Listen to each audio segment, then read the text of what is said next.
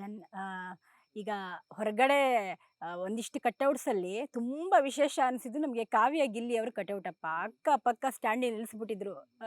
ವಧು ವರರ ರೀತಿ. ಅದು ಗೊತ್ತಾಯ್ತಾ ನಿಮಗೆ? ನಿಮ್ಗೇನು ಅನಿಸ್ತು ಆ ಸ್ಟ್ಯಾಂಡ್ ಇವಾಗ?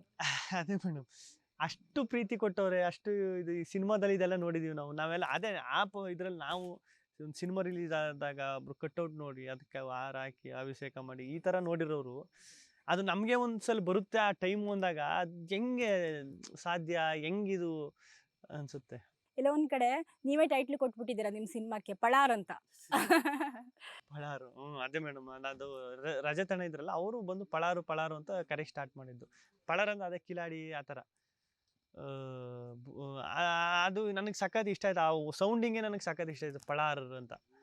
ಅದನ್ನ ಪಳಾರ್ ಗಿಲ್ಲಿ ಅಂತ ಬರದೆ. ಆಮೇಲೆ ಇಲ್ಲಿ ಒಳಗಡೆನೂ ಇದು ಮಾಡಿದ್ರು, ಅಂದ್ರೆ ಪಳಾರ್ ಸೌಂಡಿಂಗ್ ಏನೋ ಇದಿಲ್ಲ ಅದಿಲ್ಲ ಅಂತ. ಓ ಹೌದಾ ಅಂತ ನನಗೂ ಅನ್ನಿಸ್ತು. ಆಚೆಗೆ ಬಂದ್ಮೇಲೆ ನೋಡ್ರಿ ಹೆಂಗೆ ಪಳಾರ್ ಗಿಲ್ಲಿ